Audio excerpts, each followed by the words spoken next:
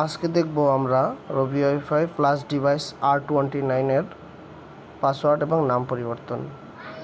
Google ক্রোমে যাব, আমরা IP অ্যাড্রেসটি লিখব 192.168.1.1 লিখে প্রবেশ করব। একটি পাসওয়ার্ড চাবে, সেটি হচ্ছে যে আপনার এটার পিছনে ডিভাইসের পিছনে লেখা থাকে, সেখান থেকে দিয়ে নেবেন। অ্যাডমিন লেখা দেখবেন।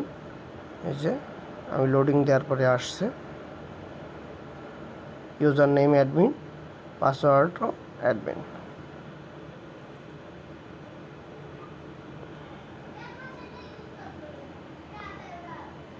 ওকে দিব।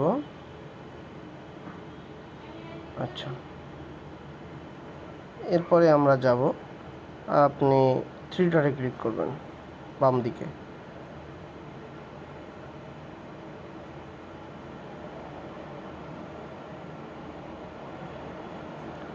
অথবা এখান থেকেও দেখতে পাবেন উপরে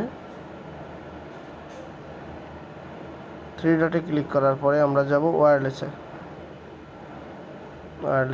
ওয়্যারলেস থেকে দেখতে পাচ্ছেন এখানে এসএসআইডিতে লেখা আছে 2.4 GHz আর 5G।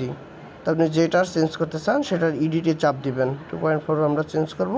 2.4 এর ডান দিকে দেখেন লাল অক্ষরে লেখা আছে ইডিটে চাপ দিবেন। ইডিটে চাপ দিলে এই যে নাম আছে, নাম চেঞ্জ করতে পারবেন।